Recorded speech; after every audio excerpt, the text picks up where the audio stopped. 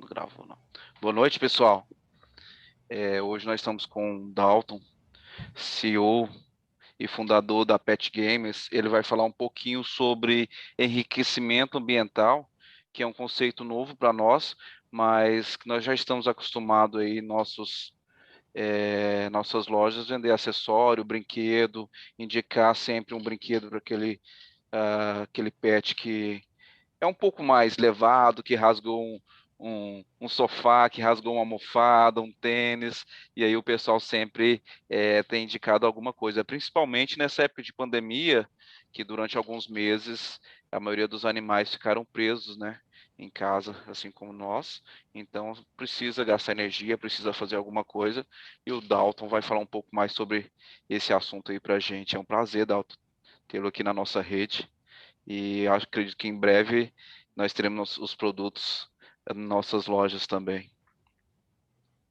Com você. Prazer é meu. Vamos lá, pessoal. Deixa eu ver se eu consigo compartilhar a tela, tá? Eu tô com uma outra tela aqui também e tô conectado ao WhatsApp, então, como eu não vou ver vocês, qualquer coisa você me sinaliza aqui, tá bom? Tá bom, pode deixar. Deixa eu compartilhar a tela aqui e eu acho que, por enquanto, acho que você pode deixar o microfone aberto aqui para me sinalizar se tá todo mundo enxergando a apresentação aqui. Combinado. Compartilhada. Compartilhado? Tá ok, sim. Peraí, deixa eu... Então. Pessoal, boa noite. Boa noite. Obrigado pela presença de vocês e obrigado pelo convite, tá? Eu sou o Dalton, eu sou veterinário comportamentalista, tá? E eu sou o fundador da Pet Games. Eu vou falar um pouquinho sobre um conceito, né, que até pouco tempo atrás era completamente desconhecido no segmento pet, e atualmente, né, já existe uma boa parcela do segmento pet, pelo menos nos grandes centros, né, que já conhece um pouquinho sobre, né, o que é o tal desse enriquecimento ambiental, tá? Trabalho basicamente, né, como fabricante de brinquedos e acessórios funcionais, mas obviamente eu vou comentar sobre todo tipo de acessório, né, e a importância desses acessórios na qualidade de vida dos pets. Então, no primeiro momento, é comum, né, é frequente, quando eu vou fazer um treinamento para lojistas, para distribuidores, para representantes, eles falam assim, nossa, mas treinamento de brinquedo, treinamento de acessório, né, o que a gente precisa saber? Né? Tamanho, cor, matéria-prima, durabilidade. Na verdade, eu vou tentar mostrar para vocês, tá, que existe muita ciência, né, e muito conteúdo recente sobre acessórios, né, e que isso realmente é uma tendência mundial, ok? Então, são vários slides, tá? É uma apresentação bem dinâmica, tá? É correria e vamos lá, pessoal.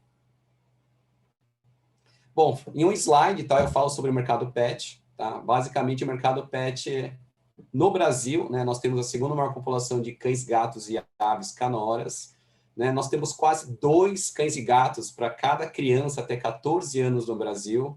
Obviamente, né, nós somos o segundo maior mercado mundial e é um mercado altamente pulverizado, né, em relação a outros mercados maduros, tá? Algumas fontes aqui. Para vocês terem uma ideia, tá? Quem está no mercado pet há pouco tempo. Qual a história do mercado pet no Brasil? Vocês têm ideia?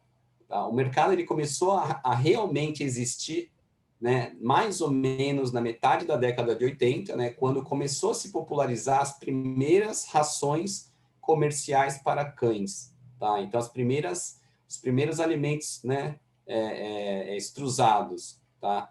Na década de 90, para vocês terem uma ideia, né, foram onde surgiram as primeiras medicações relevantes no segmento pet. Os primeiros vermífugos, antipulgas, né, os primeiros suplementos, né, que realmente começaram a ter relevância. Tá?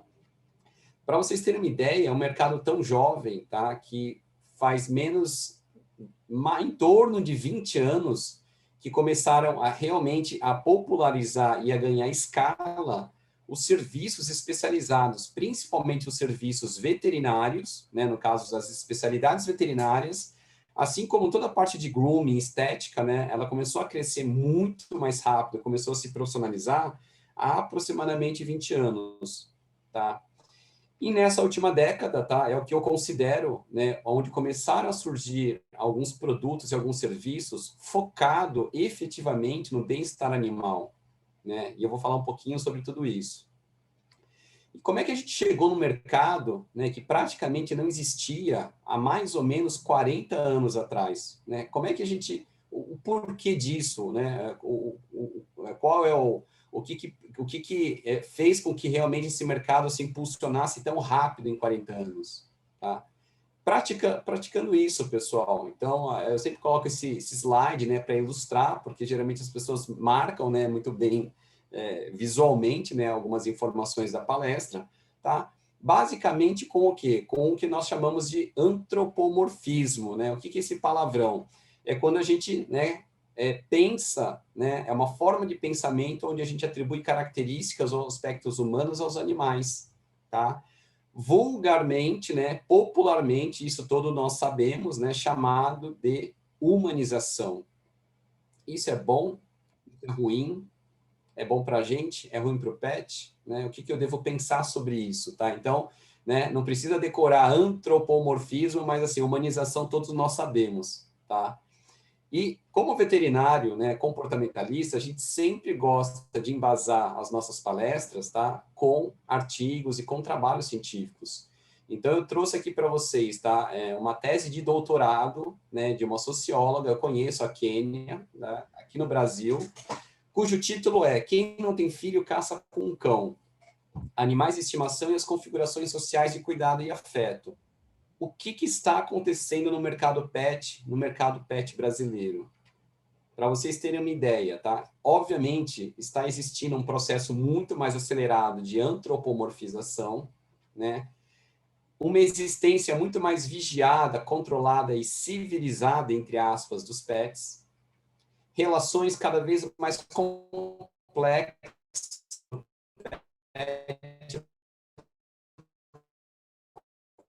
com o tutor, com toda a família, com o mercado e, inclusive, com o Estado.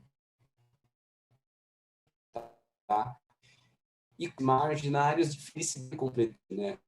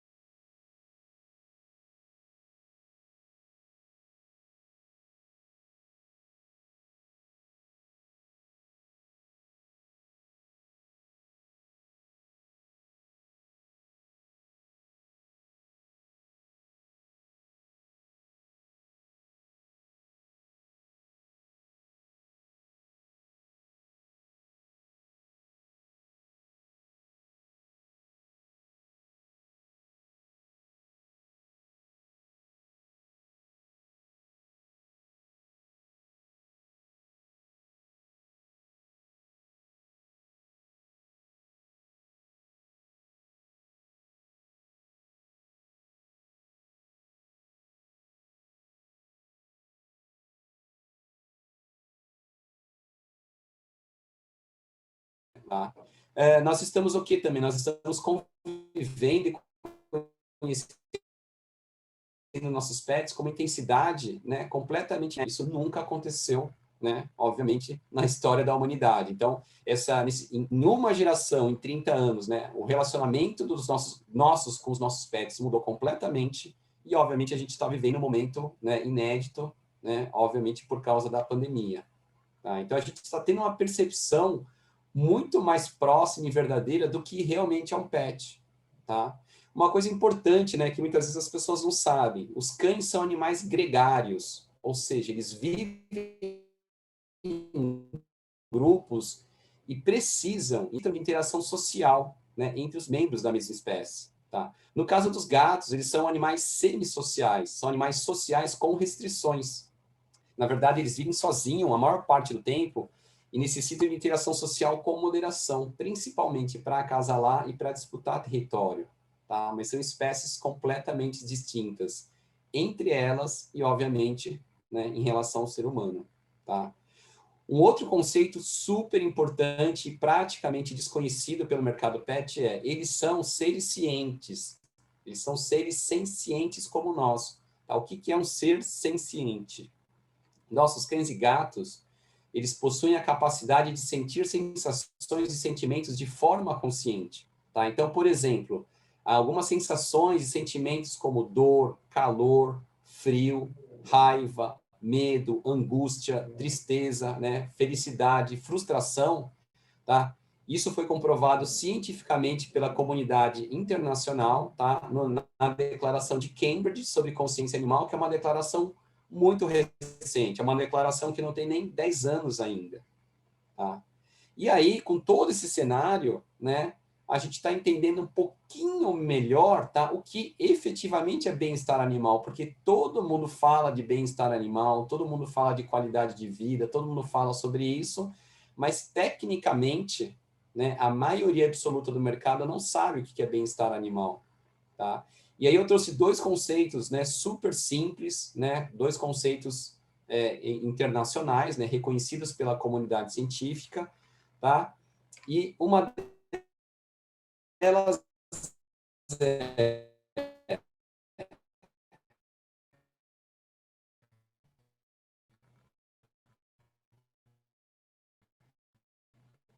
o bem-estar animal da completa saúde mental. Estamos falando de harmonia com o ambiente. E o conceito mais difundido no mundo científico, né, sobre o que é bem-estar animal é seu estado em relação às suas tentativas de adaptar-se ao meio ambiente. Ou então, só para vocês terem uma ideia, são dois conceitos extremamente curtos e a gente entra ali com a palavra ambiente, né, nos dois conceitos. E se a gente for pensar, não somos todos animais, todos seres sencientes, convivendo juntos e tentando nos adaptar a essa nova realidade, né? Quem conseguir se adaptar mais rapidamente, obviamente vai ter um estado de bem-estar melhor. Não necessariamente, né, um estado para uma pessoa é adequada, não obrigatoriamente para outra também vai ser adequada. Isso é uma coisa completamente individual, tá? E para vocês terem uma ideia, tá? Isso aqui eu vou só dar uma pincelada aqui. É uma das formas, né, que a gente tenta detectar, tá? Se qualquer espécie animal possui, né, o mínimo do mínimo para ter qualidade de vida. Então, são os 5 domínios. Então, se a gente for pensar ali no domínio nutricional e no domínio da saúde, praticamente o mercado pet está pautado nesses dois domínios. Então, se a gente fala hoje de um mercado de 35 ou 40 bilhões anuais, tá? Nós estamos falando de um mercado que praticamente foca somente nesse momento, majoritariamente, o bem-estar físico. Agora, se a gente for falar, puxa, mas então tem o domínio comportamental, e aí tudo isso está atrelado aos estados mentais? Sim, pessoal. Então, quer dizer, é indispensável para o animal ter qualidade de vida, né, ele conseguir apresentar e conseguir exercer comportamentos naturais da espécie, né, e ter um estado emocional muito mais positivo que negativo. E é uma coisa que, né, ninguém, né, fala sobre isso no mercado pet. Então, quando a gente fala de bem-estar, a gente fala de bem-estar físico, bem-estar mental e bem-estar emocional. tá? Não é só bem-estar físico. Ou seja, inclusive o próprio mercado pet, ele pode ser muito maior se a gente for pensar, né, no bem-estar mental e emocional, que hoje é praticamente desconhecido, né, pelo grande mercado aí. E aí, né, puxa, mas o que tem a ver e onde é que cai esse tal do enriquecimento ambiental? Fala, bom, ambiental do ambiente, enriquecimento de enriquecer. O que é? Eu vou ganhar dinheiro, eu vou gastar, eu vou encarecer. O que tem a ver esse termo? O que isso significa? Pessoal, enriquecimento ambiental é uma técnica, tá? É a criação de um ambiente dinâmico, complexo e interativo que proporcione desafios físicos e mentais similares ao da natureza, tá? Para vocês terem uma ideia, tá? Um termo mais simples ainda está no próprio nome. Nós vamos fazer o quê? Nós vamos enriquecer o ambiente onde os pets vivem, com recursos, com estímulos, com atividades que permitam, né, que os nossos pets consigam exercer comportamentos naturais. Fala, nossa, Dalton, então quer dizer, você está falando que a maioria absoluta dos pets vive num ambiente pobre, pobre de recurso, pobre de estímulo e pobre de atividade? No caso dos pets urbanos, a maioria absoluta, sim. Se a gente for pensar principalmente os pets que ficam 100% indoor, tá? A maioria vive numa solitária de luxo. Por quê? Porque é um ambiente que foi adaptado e foi pensado para nós seres humanos, mas que muitas vezes não faz nenhum sentido para um cão, para um gato. E eles precisam se virar, tá? Vou falar um pouco mais, né, quando eu falar sobre os acessórios, tá? E aí, só para vocês terem uma ideia, tá? Existem 5 tipos de enriquecimento ambiental: o alimentar, o social, o cognitivo, o sensorial e o físico. E aí vamos falar um pouquinho sobre cada um.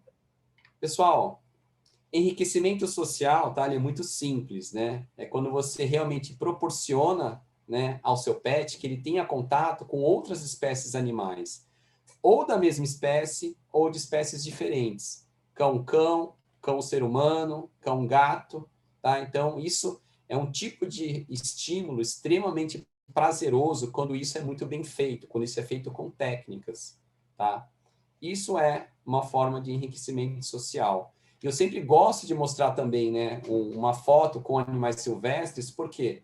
Porque todo esse conhecimento científico veio principalmente, né, dos trabalhos com animais silvestres em cativeiro, tá? Enriquecimento físico é quando a gente vai proporcionar, né, ferramentas, né, situações ali, instalações que fazem sentido, né, para a espécie com que a gente convive em casa. Então, você fala, nossa, Dalton, que absurdo, né? Mas para que tudo isso para o gato? Por que eu vou investir nisso aqui para o gato? Nossa, mas que frescura, que mimo, né? Mas por que precisa ter um mobile, uma torre, um arranhador vertical? Custa tão caro, né? Vai ficar no meio da minha sala, não vai combinar. Pessoal, para vocês terem uma ideia, tá? A verticalização ou a gatificação de gatos, ela é tão importante por quê? Porque na natureza, a maioria dos felinos, eles ficam a maior parte do tempo, se possível, acima do chão. Então, a maioria dos felinos são animais semi-arborícolas. Ah, então não é mágica. Puxa, eu comprei a prateleira, comprei ali um arranhador vertical, ele não sai mais dali. Puxa, o que aconteceu? A gente simplesmente está proporcionando um recurso que na natureza ele estaria utilizando a maior parte do tempo. Então, isso não é frescura, tá? Isso não é moda, isso é uma necessidade comportamental básica da espécie. E quando a gente não oferece nada disso, o que acontece? Ele vai ficar em cima do armário, né? Ele vai ficar em cima da porta, ele vai ficar, né, escondido em lugares altos. Por quê? Porque ele consegue controlar o ambiente melhor. Ele já está num ambiente cativo, num ambiente restrito. Se ele ficar num lugar mais alto, ele vai estar mais protegido, obviamente mais seguro, vai ter o campo visual, obviamente, de todo o cômodo, tá? Arranhador, tá? Então, pessoal, só para vocês terem uma ideia, muito se fala de arranhador, tá? Mas ninguém sabe como oferecer, para que serve, que tipo. Qual o sentido disso? Então, todo mundo fala assim, não, é importante um gato ter arranhador. Pessoal, mas para que eles precisam de um arranhador? Normalmente as pessoas falam, mas é para afiar a unha. Pessoal, a principal finalidade de um arranhador, que também é um item essencial para qualquer casa multicat, os gatos arranham para demarcar território, principalmente com as marcas visuais e com os feromônios que eles vão depositar, né? Que eles soltam entre as almofadinhas, entre os coxins que ele tem nas patinhas. Então, o comportamento de arranhar também, tá, não é uma opção. Então, arranhador não é um item opcional para quem tem gato em casa. A coisa mais comum que vocês devem escutar dos seus clientes é: o meu gato destruiu meu sofá, meu gato destruiu a minha cortina, meu gato destruiu o meu armário. Porque provavelmente ele teve que improvisar, você não ofereceu recursos que ele precisava. Aonde colocar um arranhador? Pessoal, normalmente em áreas de passagem. Por quê? Porque é justamente aonde cada gato ou cada colônia ali fica mais em determinados cômodos e onde eles vão lá e marcam o território. Na maioria das vezes, porque um arranhador vertical normalmente é mais eficaz e mais eficiente do que os arranhadores horizontais ou aqueles inclinados. Pessoal, por quê? Porque na natureza, quanto mais alto você marcar, mais eficaz é os sinais que você vai deixar, tanto os sinais olfativos como os sinais visuais, tá? Então, tudo tem um porquê, tudo tem uma explicação. Porque gatos gostam principalmente de sisal e papelão? Pelo conforto térmico, pelo conforto tátil, né? Pelo fato deles conseguirem marcar efetivamente aquele material, não serem extremamente frágeis, não serem duros demais. E por quê? Porque do ponto de vista deles, né, eles vão efetivamente conseguir deixar a marca deles. Tá? Então, existe muita ciência por trás dos acessórios também. Tá?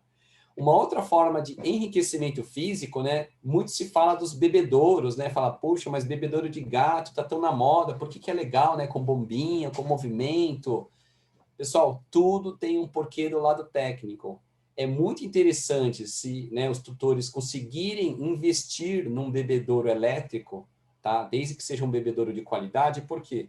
Porque ele simula, obviamente, uma água em movimento simula uma água o quê? Teoricamente mais limpa, uma água potável, tá? E água parada, a maioria dos felinos selvagens, tá? Eles evitam. Por quê? Porque, obviamente, o risco de doenças, né, o risco dele adoecer é muito maior. Então, tudo tem um porquê. Mas por que meu gato gosta da água da torneira, né? Por que que meu gato gosta ali que eu troque a água dele 4, 5 vezes ao dia? Porque eles são animais extremamente higiênicos. E na natureza, a maior parte da vida, eles vivem sozinhos, tá? Então, só para vocês terem uma ideia, tá? Uma outra informação, falar, poxa, quer dizer que a bandeja sanitária ou a caixa de areia é uma forma de enriquecimento físico? Com certeza, por quê? Porque é uma ferramenta, é um instrumento, é um recurso que você precisa oferecer, né, dentro da sua casa, tá? E é muito importante que ele seja extremamente grande. Existem indicações técnicas que a bandeja sanitária ideal precisa ter 1,5 comprimento do tamanho do gato, considerando o gato, a cabeça, pescoço e o tronco. Por quê? Porque o gato, né, os felinos são muito higiênicos, tá? O comportamento de eliminação dos felinos é extremamente complexo. Se ele não conseguir fazer isso de forma adequada, a primeira coisa que os tutores vão ter em casa, o que que é? É um gato, muitas vezes, marcando, né, fazendo xixi e cocô fora da caixa. E isso é extremamente desagradável. E como eu já falei, é a queixa número 1, né, dos tutores de felinos, tá? E qual é o tipo de substrato, tá? Não trabalho para nenhuma empresa, nenhuma fábrica de substrato de areia sanitária, mas na natureza, tá? Isso aqui é só para ilustrar, né, um felino selvagem, tá aqui uma leoa. Quanto mais esse substrato simular, né, uma terra ou uma areia, mais confortável, mais natural, mais prazeroso é para o gato. Então, teoricamente, quanto menos granulado, quanto menos sintético, quanto menos cheiro, muito melhor para o felino, tá? Uma outra coisa importante, tá? Uma curiosidade, pessoal. Como é que a gente distribui, por exemplo, recursos de banheiro? Pessoal, esse comportamento de eliminação é extremamente complexo dos felinos. Nunca é interessante a gente colocar várias bandejas do lado uma da outra. Ah, Dalton, mas é só na área de serviço que eu tenho espaço, é piso frio, eu consigo lavar. Bom, na cabeça dos gatos, aquilo ali acaba virando um banheiro único, acaba virando um banheirão. E os gatos são territorialistas. Então, muitas vezes acaba tendo muito problema de agressividade, porque simplesmente a gente está o quê? Concentrando os recursos e muitas vezes deixando ali o comedor, o bebedouro e as bandejas tudo ali muito próximo, porque é onde tem piso frio. Pessoal, isso é um erro clássico e muito comum, por quê? Porque na natureza os animais eles não caçam, eles não bebem água perto da onde eles defecam e urinam. Por quê? Porque o cheiro da urina e o cheiro das fezes, né, atraem predadores e espantam as presas.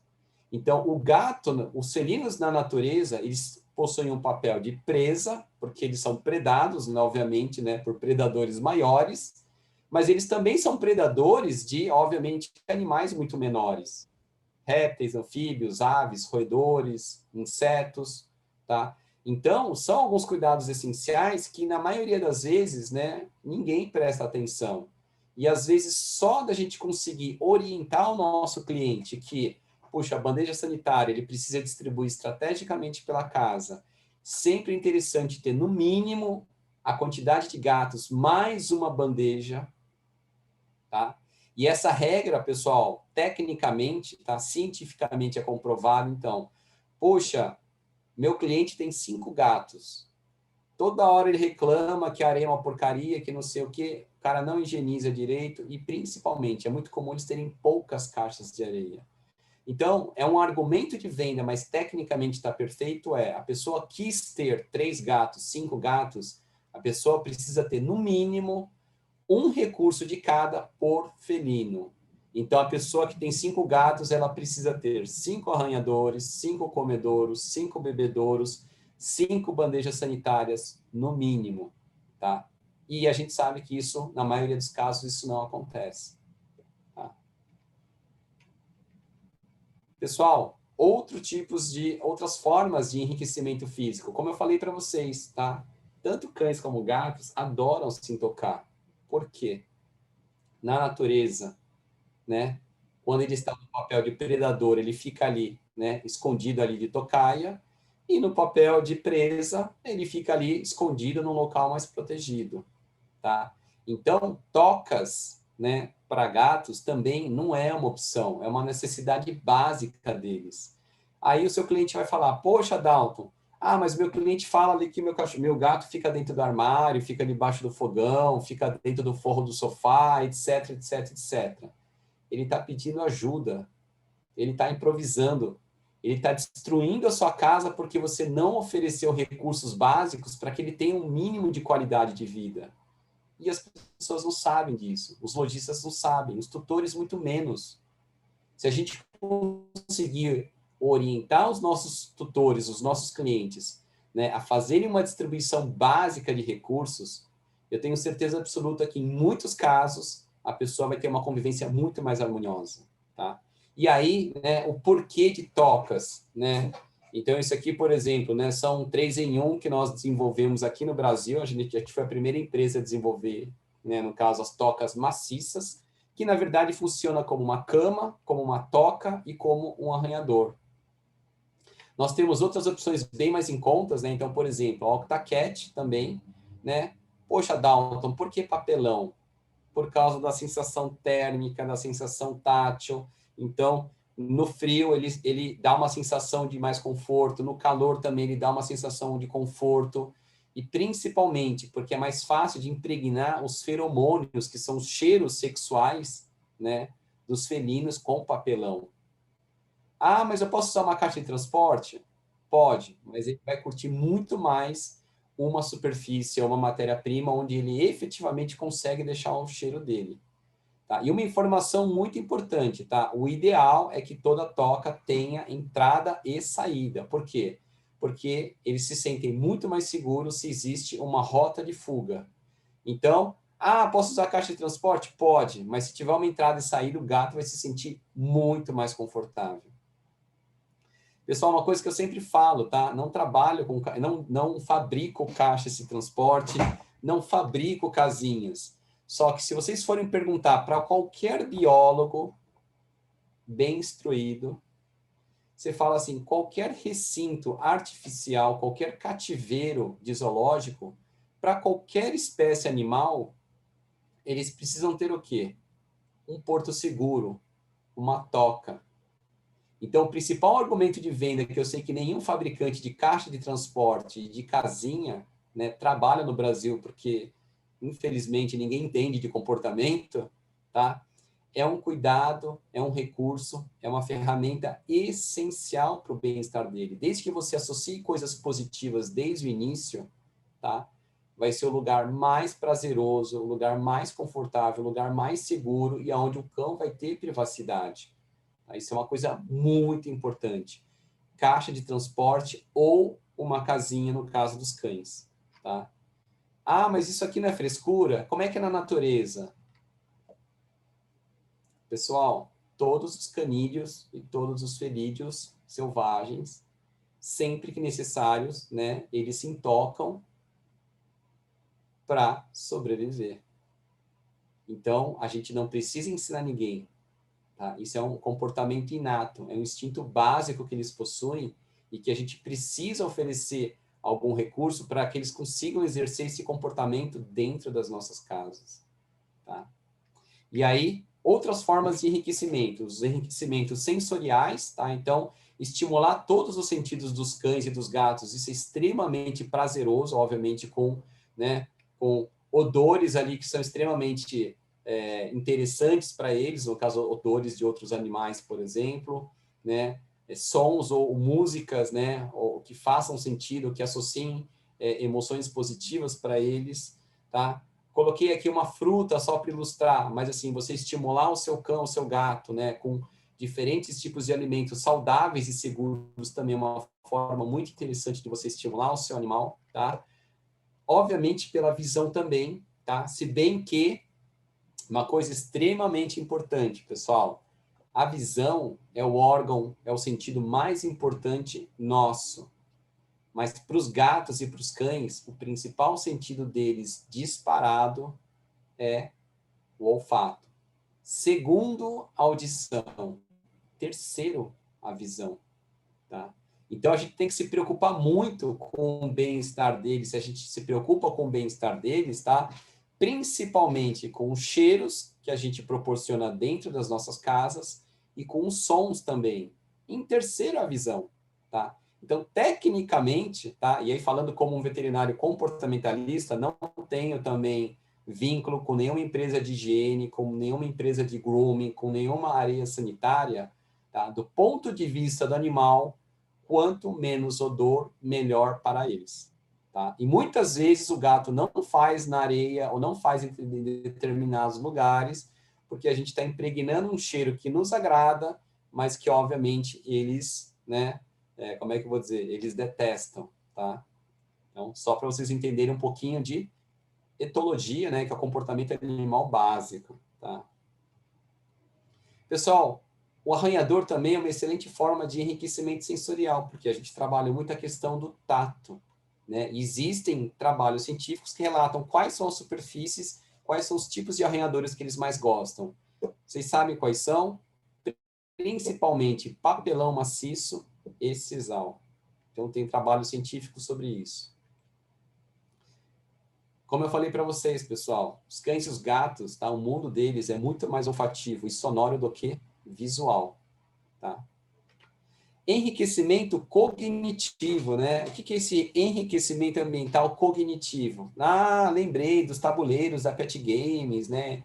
Uns comedouros brinquedos, parece um brinquedo educacional de criança. Mas eu nunca vou conseguir vender isso. Para que serve, né? Se nem eu entendo, como é que meu cachorro vai entender? Pessoal, todos esses produtos, todos esses recursos, na verdade, funcionam como comedouros, onde a gente estimula o animal a raciocinar para desvendar, para resolver esse desafio, tá?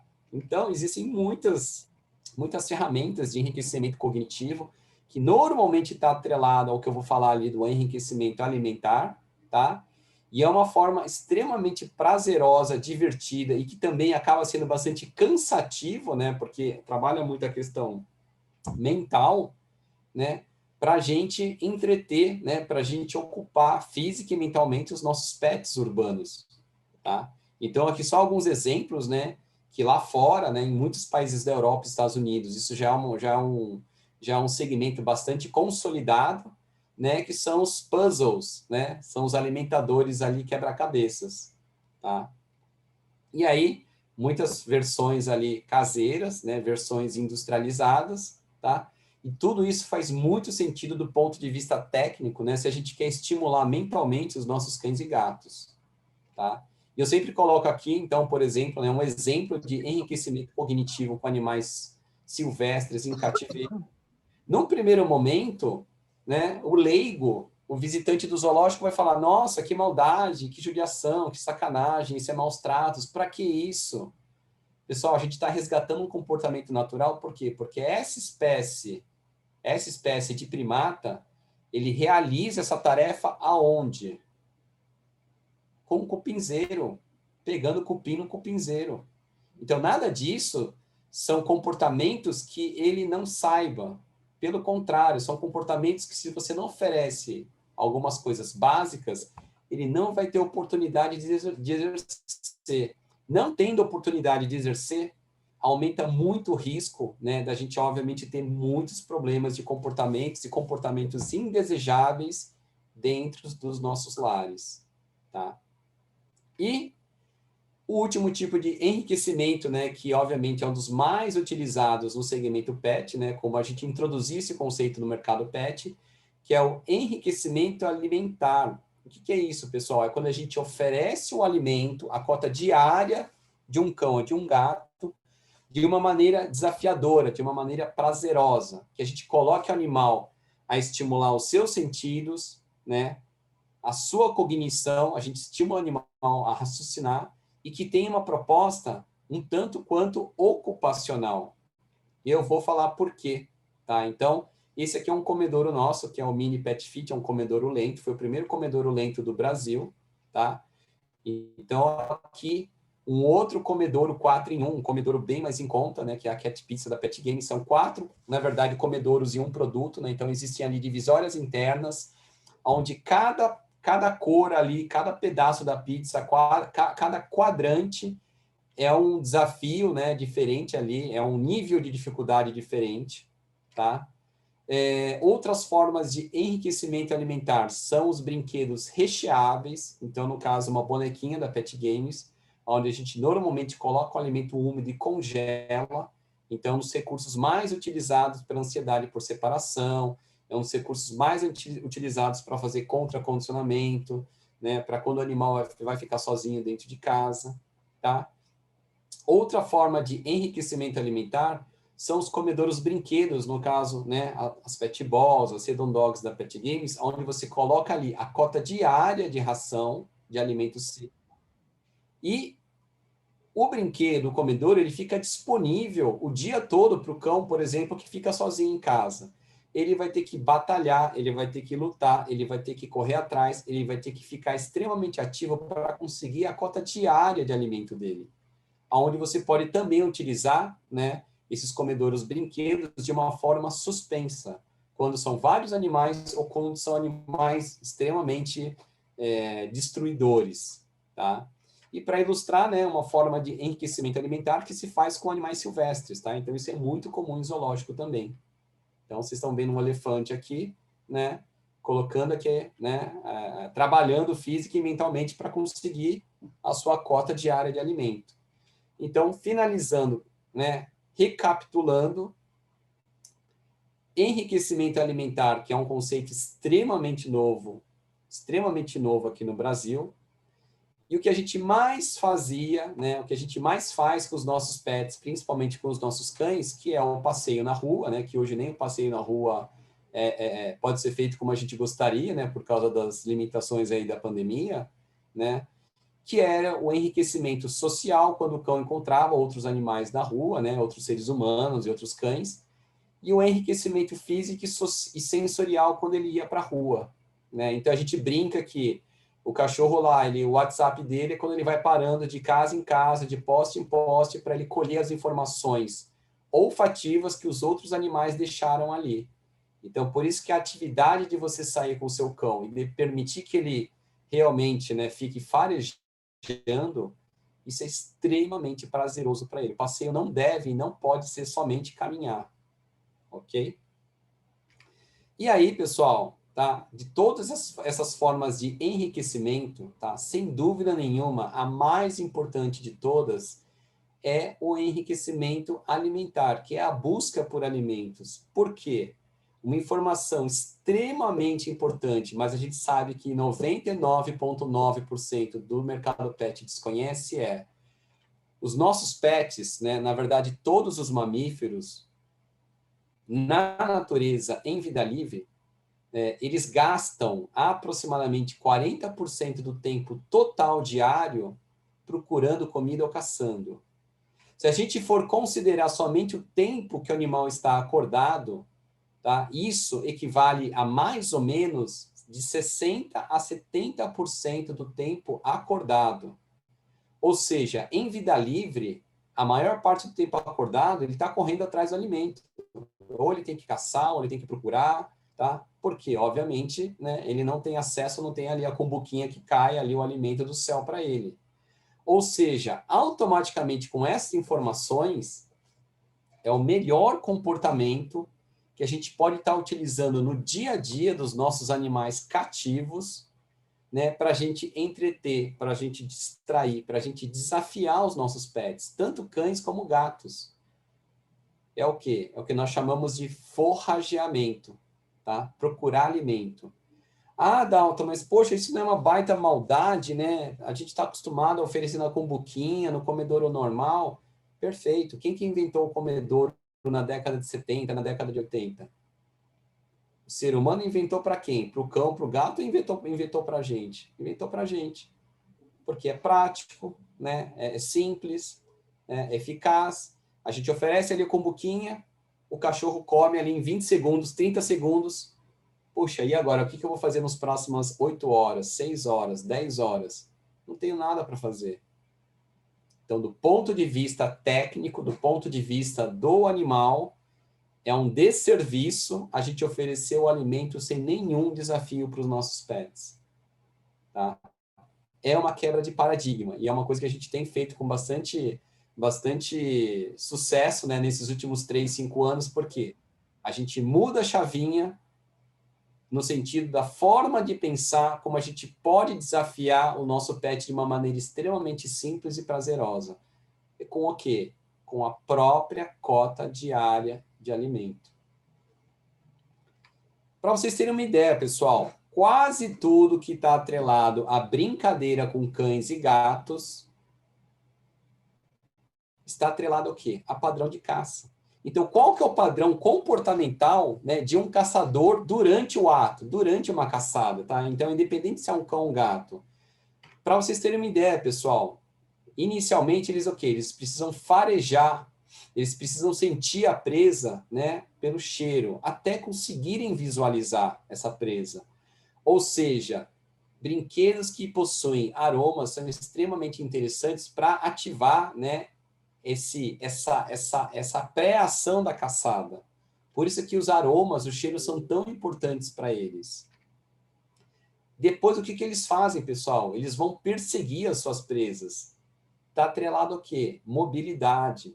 Então, os comedouros brinquedos ou as bolinhas, né, os comedouros que normalmente são esféricos, né, são extremamente prazerosos. Por quê? Porque simulam uma presa em movimento. Pessoal, quando a pessoa fala assim, nossa, meu border collie, meu cachorro adora brincar de bolinha.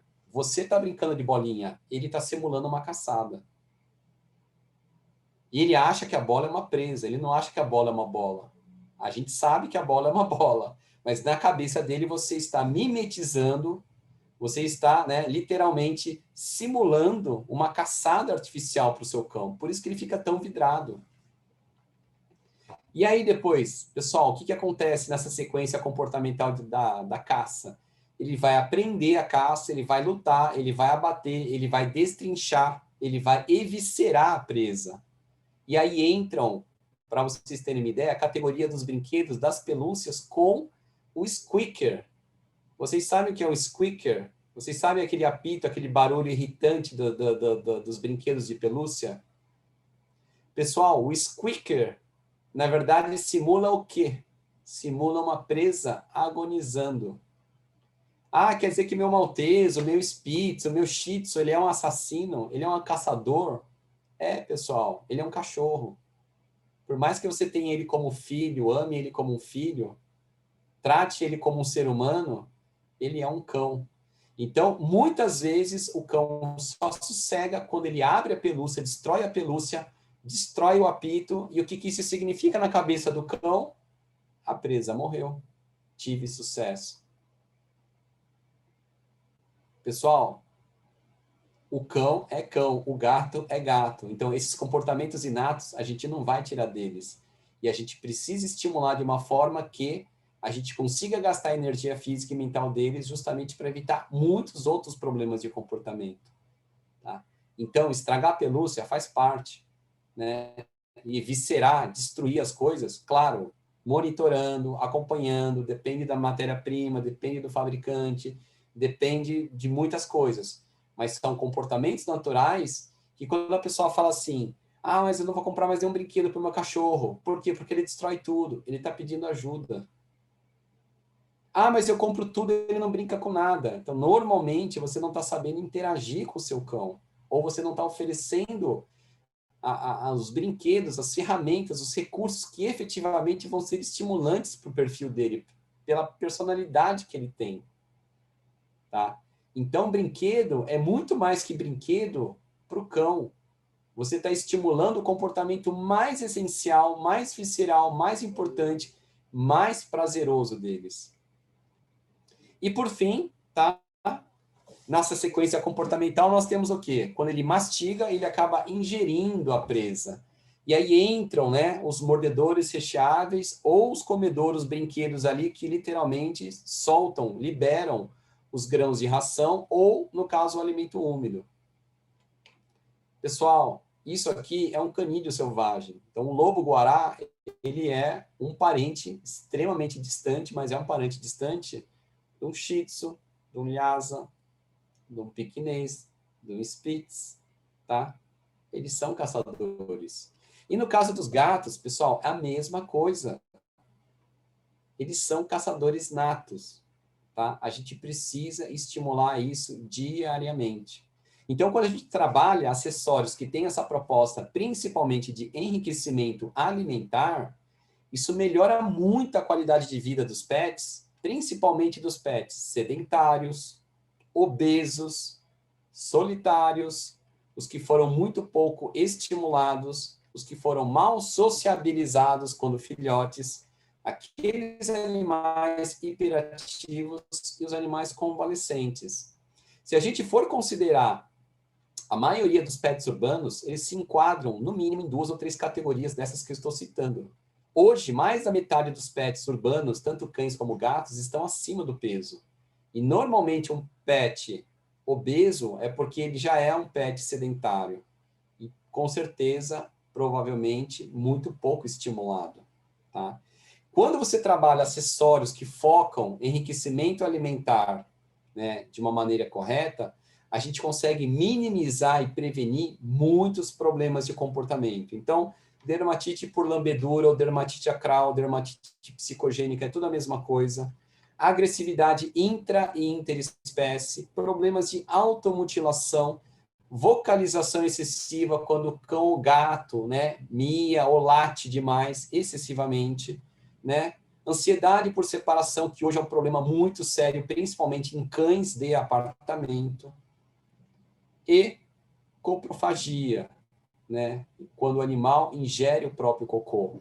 Na maioria dos casos dos pets urbanos 100% indoor, a principal causa de coprofagia, de comer cocô, não é verminose, não é problema endócrino, não é problema metabólico, não é desnutrição, tá?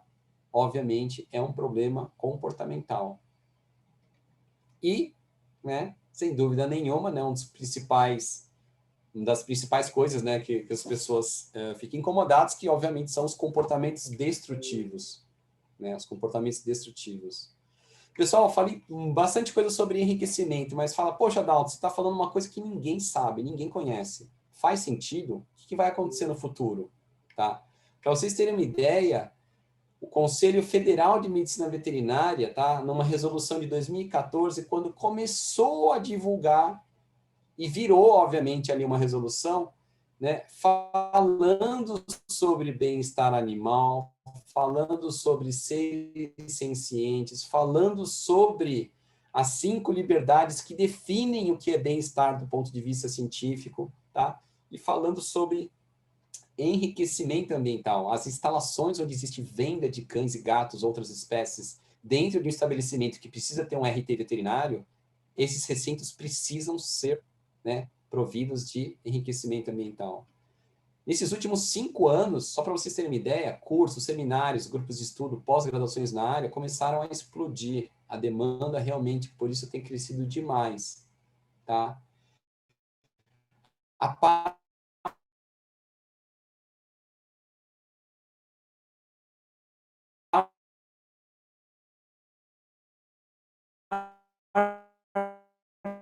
de mídias, né? Então, eu trouxe um exemplo aqui só da Gazeta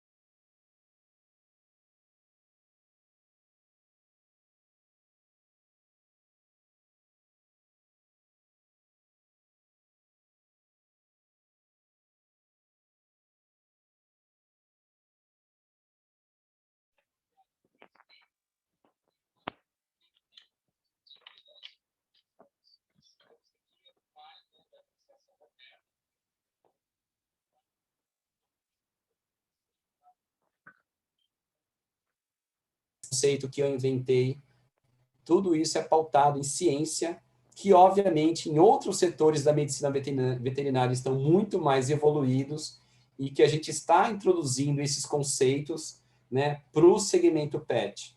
Tá? Então, tudo isso, né, está pautado e, felizmente, tem crescido num ritmo, né, muito mais rápido do que há 5 anos, do que há 10 anos atrás. Tá? Pessoal, muito obrigado pela atenção. Eu fico à disposição para tirar dúvidas. E o que eu acho que é bastante interessante, tá, é que, principalmente, quem trabalha no varejo, né, quem tem loja e quem faz o atendimento direto, corpo a corpo, com tutores, quando a gente tem alguns conhecimentos básicos sobre a espécie com quem nós lidamos, a gente tem um grande diferencial competitivo de orientar, e orientar muito bem nosso tutor. Tá? Porque muitas vezes, e principalmente na parte de acessórios, tá? Eu tenho certeza absoluta que nem o lojista, nem o balconista, nem o gerente, nem o veterinário, e muito menos o tutor, sabe oferecer, né, um acessório, né, embasado, um acessório realmente com alguns conceitos técnicos envolvidos. Tá? Então, isso é uma coisa muito importante, porque a gente sabe que em muitas lojas, acessório, o pessoal considera ali, é um extra, é um mimo, é uma coisinha a mais ali que não vende nada, não tem prazo de validade, e eu tenho uma margem muito boa, mas a gente sabe que tem muito lojista que, quando foca e sabe focar acessório, né, obviamente ele consegue ter um resultado financeiro bastante interessante comparando a outros commodities ou rações de combate, etc. e tal, que a gente sabe que a margem é muito apertada. Tá? Então, acessório, para quem conhece comportamento, é tão importante quanto a indústria farmacêutica e a indústria de nutrição. Ok, pessoal? Então, obrigado. Estourei só um pouquinho, né? Agora são 10h08. E se alguém tiver alguma dúvida, eu fico à disposição. Só alguém quer tirar alguma dúvida? Posso perguntar? Posso perguntar? Claro, Pode sim, fica à Juliano. vontade. Chico, antes, obrigado pelo alto nível técnico da tua apresentação. Eu leio bastante coisa sobre isso, mas é uma visão comercial muito mais do que uma visão técnica. Foi enriquecedor. Tu falasse bastante de cães e gatos, mas a gente tem um público de 40 milhões de aves no país. Tu pode falar um pouquinho sobre esse enriquecimento para as aves? Então, não é a minha especialidade, mas uma coisa muito interessante é que os primeiros produtos de enriquecimento ambiental no segmento pet foram para as aves ornamentais. Só que isso nunca foi apresentado de uma maneira técnica para o mercado. Então, os primeiros brinquedos ali para aves canoras, né, para aves ornamentais, que ali tem, né, texturas, madeiras diferentes, cores, chocalhos, espelhos, etc. e tal, a maioria não sabe. Mas alguns produtos têm uma proposta técnica muito interessante, né? Só que isso nunca foi explorado.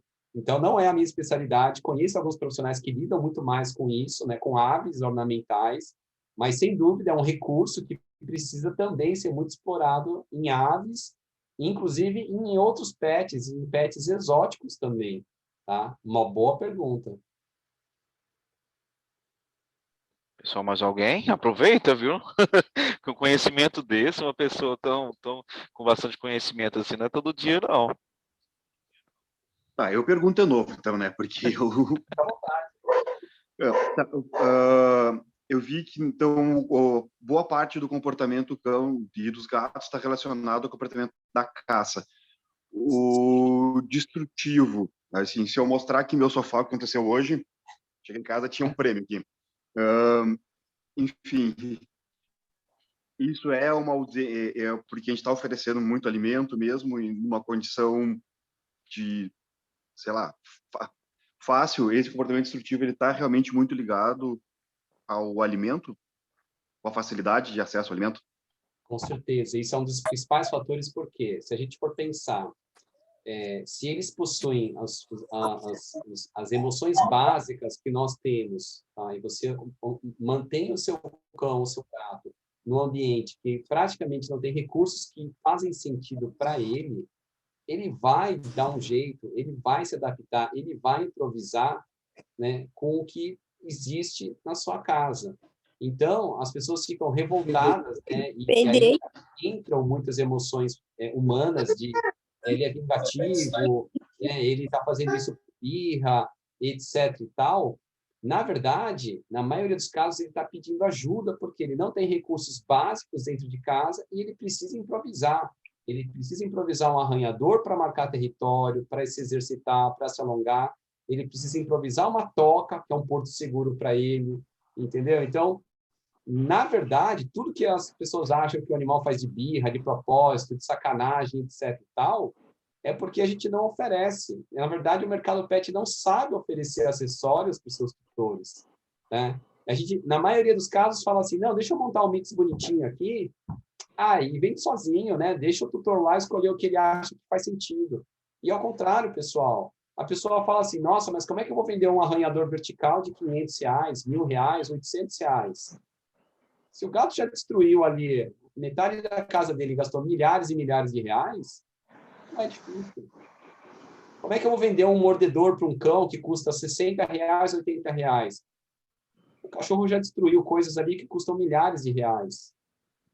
Para-choque de carro, batente de porta, pé de mesa, pé de cadeira, carpete, tênis, calçados, sabe? É só uma questão da gente realmente mostrar que a gente está investindo para que tenha uma vida melhor, e, obviamente, a gente minimiza os riscos dentro de casa, né? Então, é o seguinte, é um mercado de 35 a 40 bilhões anuais, sendo que ele é composto majoritariamente de bem-estar físico, tá? E a grande maioria dos tutores possuem, né, grandes questões comportamentais dentro de casa. Então, existem alguns estudos recentes, ainda não publicados, que mais de 95% das famílias que têm pets, eles possuem, eles relataram que possuem problemas indesejáveis com seus pets. Só que ele não deixa de manter ele em casa,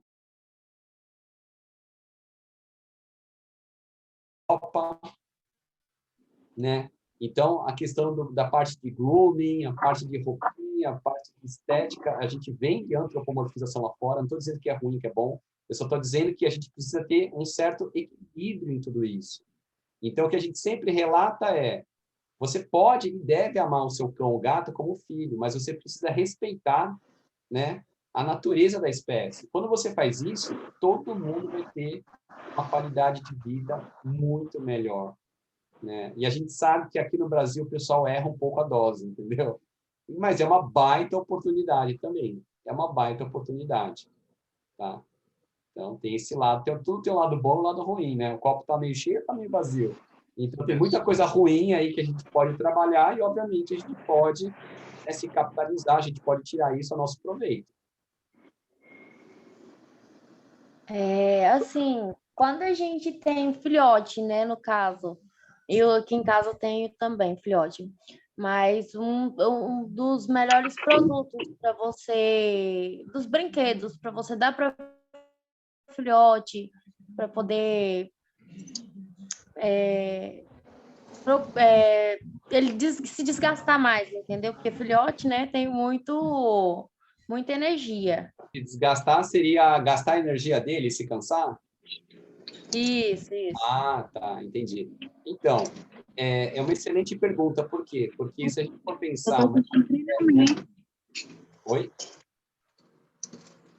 O mercado pet nacional, se a gente for pensar a história do mercado pet nacional, fazendo uma crítica construtiva, tá? Muitos produtos, na verdade, vieram da linha humana. E aí esse material é jogado no mercado pet. E muitos brinquedos que vêm da China, né, e cujo apelo é preço, tá? Do ponto de vista funcional, é um tanto quanto duvidoso. Por quê? o brinquedo no Brasil, ele caiu, né, como é que eu vou dizer? No conceito de, brinquedo é brinquedinho. Não, brinquedinho tem que ser barato. Tem que ser barato porque não vai durar um dia. E o risco do animal ingerir isso, né? E o risco dele, obviamente, precisar depois fazer uma endoscopia, fazer uma cirurgia, né? Que não é nada raro, tá? Então, o que a gente tenta trabalhar no mercado, tá? E, obviamente, a gente tem uma linha acessível, mas com uma proposta extremamente funcional, existem os brinquedos que têm uma proposta de forragear, que são os comedouros brinquedos, que aí sim você vai estimular ele a procurar o próprio alimento, ele vai gastar energia ali, né, procurando o alimento, porque na natureza eles gastam muita energia para obter a presa, tá? Os brinquedos que estimulam comportamentos associados à caça, e aí, obviamente, são as bolinhas e similares que têm essa proposta, né, de você estimular ele a caçar, ele capturar, ele correr atrás da bolinha. E no caso dos cães também a gente tem, né, os produtos que a gente estimula o animal a roer, que é um comportamento natural e que, inclusive, faz parte da sequência comportamental da caça, tá? Então, brinquedos para roer, brinquedos para caçar e brinquedos para procurar alimentos, tá? Só que o mercado pet, né, conhece os brinquedos como tudo é para destruir. Tudo para destruir, tudo para rasgar, tudo para quebrar, tudo para não durar um dia.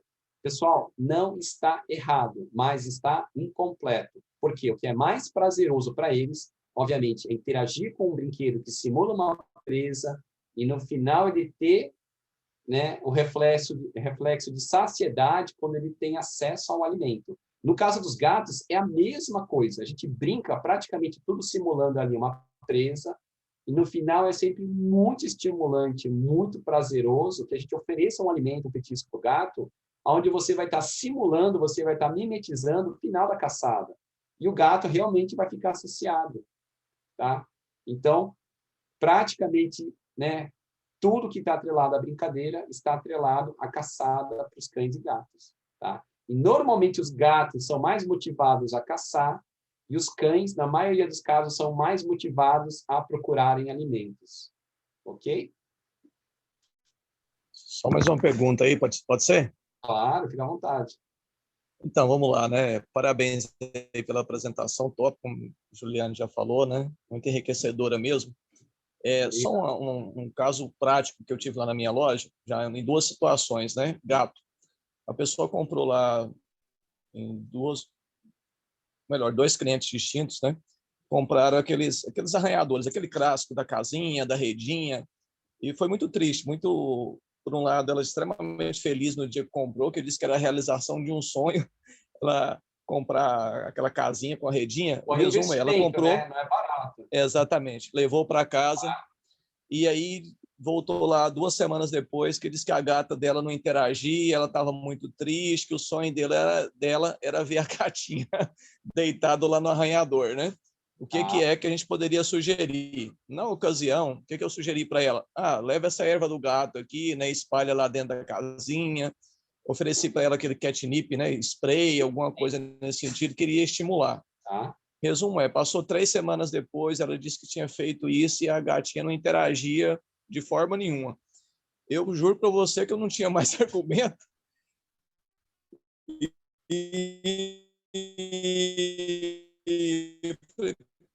Poxa, uma pena, né? Mas ela já fez você poder aceitar a casinha de volta, entendeu? Né? Um valor legal, e aí mesmo a casinha de volta, que eu fiquei com muita dó dela, sabe? Que aquilo era uma realização de um sonho e na prática ela não interagiu. O que na prática, por exemplo, a gente poderia fazer para um caso desse, por exemplo, para estimular eles a usarem o arranhador, essas casinhas? Tem alguma coisa que a gente pode fazer?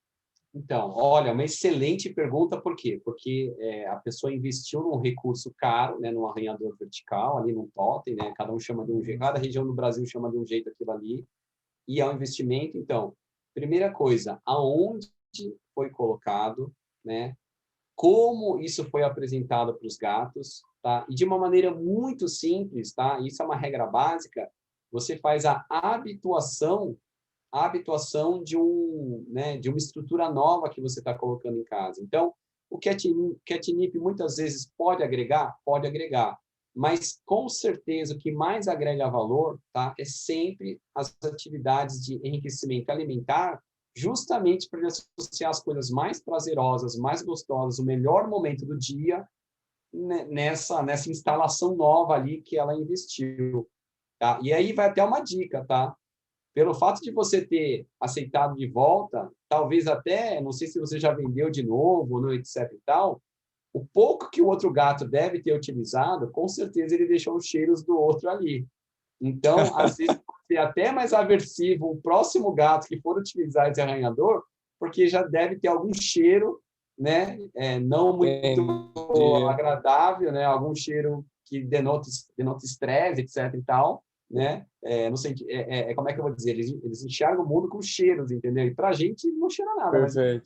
mas entendendo todas as informações e tudo que aconteceu, né, nesse arranhador vertical. Tá? Mas, assim, tem muitos casos que existem muitos consultores de felinos que fazem atendimento online e que muitas vezes eles conseguem dar um suporte fantástico em 1, 2 horas, né, online, observando ali as instalações, né, o ambiente da casa, de como que você pode fazer essa adaptação.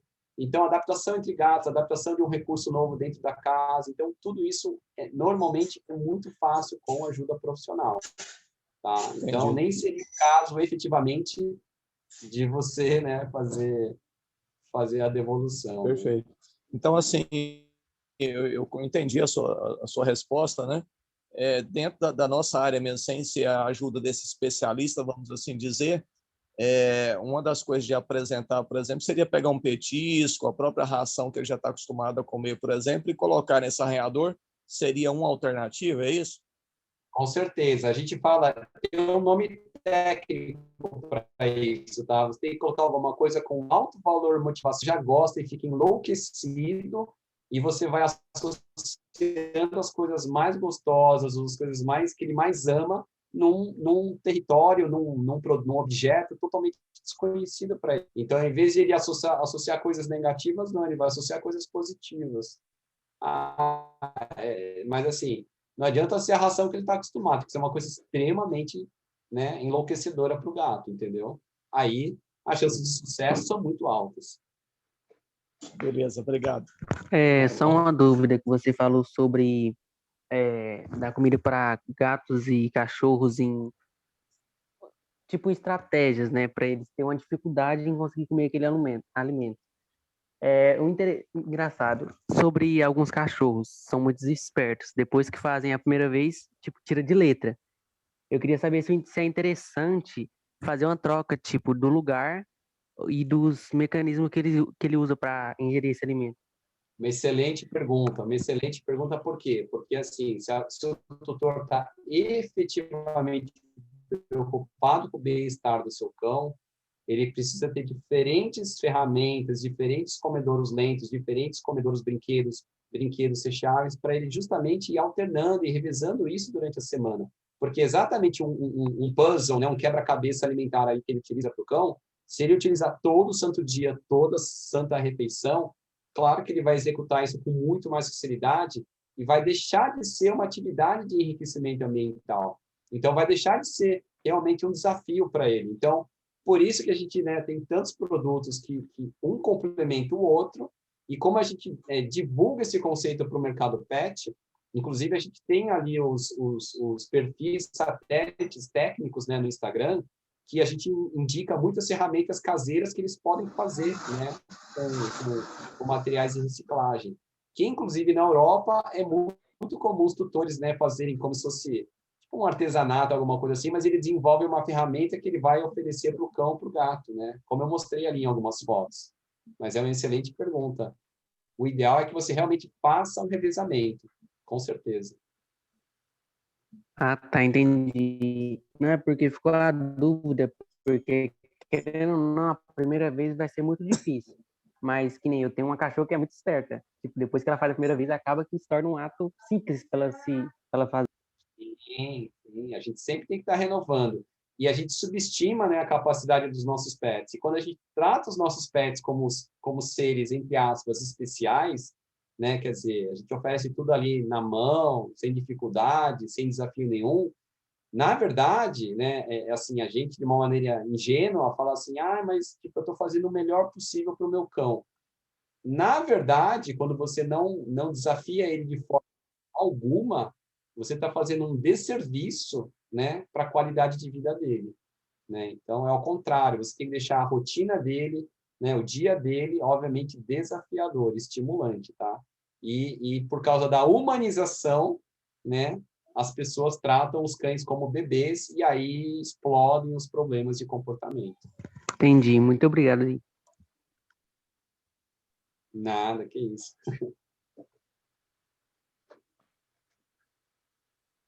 Tudo bem, pessoal? Mais alguma pergunta? E não, né, Dalton? Obrigado mais uma vez, foi muito bom, muita coisa nova aí, até descobri por que que meu cachorro, que é mestiço com tatu, por que que ele cava buraco. É para procurar uma toca, né? E aí, coincidentemente, eu tenho uma casinha recente lá e parece que ele parou de cavar buraco. Então, assim, para nós foi muito bom e vai ser muito bom também, é uma forma de nós ajudarmos nossos clientes, né? Os tutores que vão nas lojas todos os dias. Foi muito, muito bom. Muito obrigado mesmo. Acho que todo mundo gostou aí, foi muito proveitoso. E tem que começar a praticar isso aí mesmo nas lojas. Às vezes a gente vende o acessório só para o cliente destruir mesmo, para o pet destruir mesmo. Faz todo sentido para a gente. Muito obrigado mais uma vez. Então, só para finalizar, tá, pessoal? Eu queria agradecer a atenção de vocês aí, né? Já está tarde, né? 10 e pouco aqui. Pessoal, para finalizar, tá? Quando a gente consegue ajudar o nosso cliente com algumas informações, quando a gente presta uma consultoria informal, sabe, com poucas frases, poucos conteúdos, tem casos que você consegue mudar da água para o vinho o relacionamento que existe dentro das casas, principalmente das casas multiespécies, às vezes casas com cães e gatos, tá? Que em proporção já é uma proporção bem grande, né? Casas que têm 3 espécies diferentes convivendo. Quando a pessoa faz um manejo minimamente adequado e oferece ali um ambiente minimamente adequado para cada espécie, as chances da gente ter ali uma melhor qualidade de vida aumenta muito. E o proprietário, o tutor, quando reconhece isso, ele investe muito mais no seu pet. Isso é um outro conceito que o Conselho Regional, Conselho Federal tá trabalhando bastante, que é o conceito do bem-estar único, tá? Então não é nem bem-estar animal, é bem-estar único, que eu nem coloquei nos slides aqui porque é uma coisa muito técnica que começa a fugir. O que é esse bem-estar único?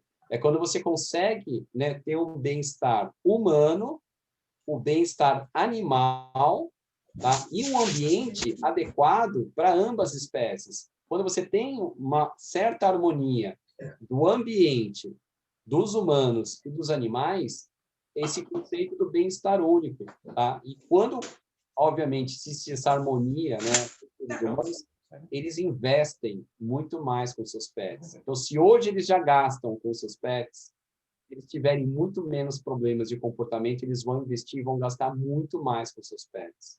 Tenham certeza disso. Ok? Então, assim, todas essas informações que eu passei para vocês, tá?